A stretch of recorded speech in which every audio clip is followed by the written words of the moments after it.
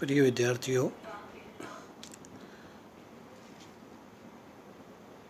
मैं doctor M Z Khan, associate professor geography, government arts college Kota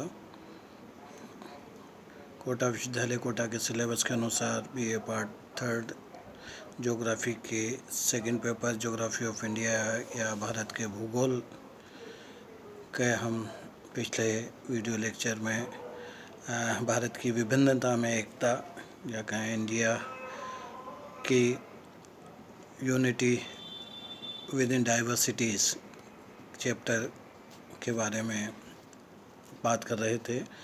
और उसमें मैंने जैसा बताया था कि हम भारत की विविधताओं या विभिन्नताओं के आधार पर इसको मुख्य रूप से 7 भागों में 7 विविधताओं में बांट सकते हैं। और हमने पहली संरचनात्मक विविधताएं और दूसरी धरातलीय विविधताएं, इन पर चर्चा की थी। आज हम अन्य जो विविधताएं हैं उनके बारे में चर्चा करेंगे। तीसरी हम कह सकते हैं कि मुख्य जो विविधता हमें भारत में देखने को मिलती है वो है जलवायु संबंधी विविधताएं या डाइवर्सिटीज़ ऑफ क्लाइमेट। हमारे देश में जलवायु संबंधी संरचनात्मक एवं धरातलीय विविधताएं जो हमने पूर्व में चर्चा की थी वो भी कम नहीं है। यद्यपि भारतीय जलवायु को हम मानसूनी जलवायु कहा जाता है, तथापि यहाँ की जलवायु में स्थानिक तथा सामयिक विभिन्नताएं स्पष्ट दिखाई देती हैं। जैसा हम पूर्व में ही बात कर चुके हैं कि भारत की जो जलवायु है मानसूनी जलवायु है, मानसून पर आधारित है मुख्य रूप से, लेकिन उसके बावजूद भी हमें जलवायु संबंधी कई विभिन्नताएं या विविधताएं देश के अलग अलग भागों में मुख्य रूप से देखने को मिलती हैं। एक तरफ उत्तर में जम्मू कश्मीर से लेकर धुर, हम दक्षिण में अगर कन्याकुमारी तक का जो है वो तापमान, वर्षा, आर्द्रता, वायुदाब आदि में एक ही समय में हमें अगर हम देखें तो भारी भिन्नता हमें देखने को मिलती है।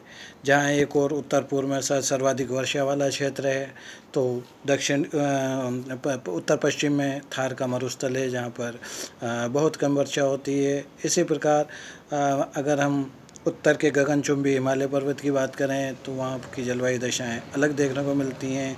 तो गंगा के मैदान या सिंधु गंगा का जो मैदान है वहाँ की जलवायु संबंधी दशाएं हमें अलग देखने को मिलते हैं। इसी प्रकार अगर हम दक्षिण में चले जाएं तो बंगाल की खाड़ी और अरब सागर से दक्षिण का भाग घिरा होने के कारण वहाँ जलवायु संबंधी हमें दशाएं अलग देखने को मिलती हैं। तो हमारे देश में जलवायु संबंधी विविधताएं भी हमें बहुत अधिक देखने को मिलती हैं। चौथा जो हम विविधता की बात करें तो वो हो सकती है वनस्पति संबंधी विविधताएं या डाइवर्सिटीज़ इन वेजिटेशन। वेजिटेशन में अगर हम विविधताओं की बात करें तो ये कह सकते हैं हम कि जलवायु संबंधी जो विविधताएं हैं वो सहज ही वनस्पति की विविधताओं में हमें प्रतिबिंबित होती हैं। दोनों एक दूसरे से जुड़े हुए हैं। ये दूसरे शब्दों में हम कह सकते हैं 200 सेंटीमीटर से अधिक वर्षा वाले जो वार्षिक वर्षा वाले जो क्षेत्र हैं वहाँ पर उष्णकटिबंधीय सदाबहार वन मिलते हैं।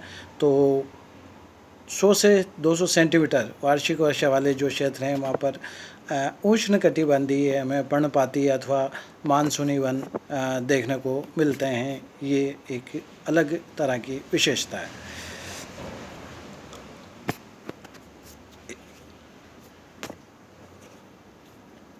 तो अगर हम जलवायु संबंधी और वनस्पति संबंधी विविधताओं की बात करें तो ये क्या कहा जा सकता है कि दोनों में हमें काफ़ी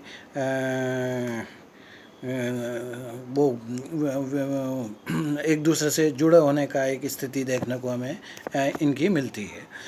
पांचवा अगर विविधता की हम मुख्य रूप से बात करें तो उसे हम स्थानीय समय की विविधताएं या डाइवर्सिटीज़ ऑफ लोकल टाइम के रूप में कह सकते हैं।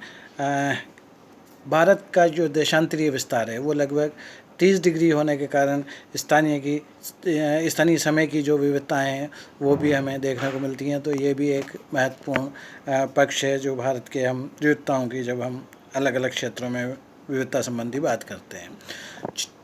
छठा हम कह सकते हैं कि जो भारत की मुख्य विविधताएं हैं जो हमने 7 भागों में मुख्य रूप से विभाजित किया है, तो उनमें जनसंख्या के वितरण में विविधता है। ये एक बहुत ही महत्वपूर्ण पक्ष है जनसंख्या का, diversity is in distribution of population. जैसा मैंने पूर्व में भी पिछले लेक्चर्स में कहा था कि भारत में जनसंख्या का घनत्व या जनसंख्या का वितरण अलग अलग क्षेत्रों में हमें अलग अलग रूप में देखना, कहीं बहुत सघन बसे हुए क्षेत्र हैं तो कहीं बहुत विरल या मध्यम जनसंख्या का वितरण हमें देखने को मिलता है। भारत भौतिक तत्वों की विविधता के कारण जनसंख्या वितरण में भी बहुत अधिक हमें यहाँ पर विविधता देखने को मिलती है। एक और जहाँ लद्दाख और थार की जो मरुभूमि है वहाँ पर नगण्य जनसंख्या निवास करती है, बहुत कम जनसंख्या निवास करती है, तो दूसरी ओर नदी घाटियों तथा डेल्टाओं में अत्यधिक जनसंख्या पाई जाती है। जैसे हमने गंगा के डेल्टा की बात की थी, जहाँ हमने सिंधु गंगा के मैदान या उत्तर का बड़ा मैदान की बात करते हैं, तो यहाँ पर हमें जनसंख्या का दबाव अधिक देखने को मिलता है, जबकि कुछ क्षेत्र ऐसे हैं जहाँ पर हमें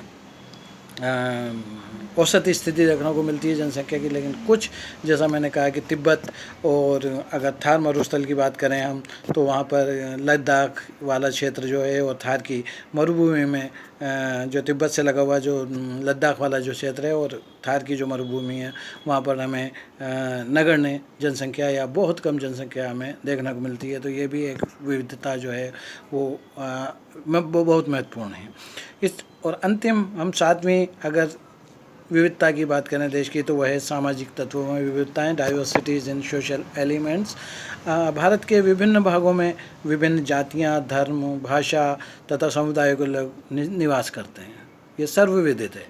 हमारे यहाँ जितनी डाइवर्सिटीज़ सामाजिक तत्वों के रूप में हमें देखने को मिलती है, वो शायद विश्व के किसी अन्य देश में देखने को नहीं मिलती।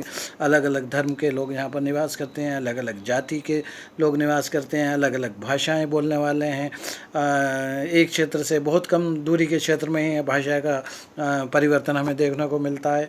और इसी तरह से अलग अलग समुदाय के लोग अलग अलग रूप में निवास करते हैं, जो एक दूसरे से सर्वथा भिन्न तथा उनके इसके साथ साथ ये तो सब चीज़ें हैं ही, इसके साथ साथ उनके भोजन, वस्त्र, रीति रिवाज आदि में भी हमें उनके त्यौहार हैं या उनका जो मेले हैं, उनकी सांस्कृतिक जो अन्य गतिविधियां हैं, उनमें भी हमें बहुत अधिक विविधता देखने को मिलेगी। तो अनेकता में एकता, यूनिटी विद डाइवर्सिटीज़ की बात जब हम यहाँ कर रहे हैं, तो हमारे देश का लक्षण विविधता नहीं होकर उसमें पाई जाने वाली एकता है, जिसका विकास समय के साथ हुआ। इस एकता को बनाने वाले कारकों के रूप में हम कुछ कारकों को इसके अंतर्गत हम सम्मिलित कर सकते हैं। नंबर 1 इसमें कह सकते हैं हम धरातलीय एकता।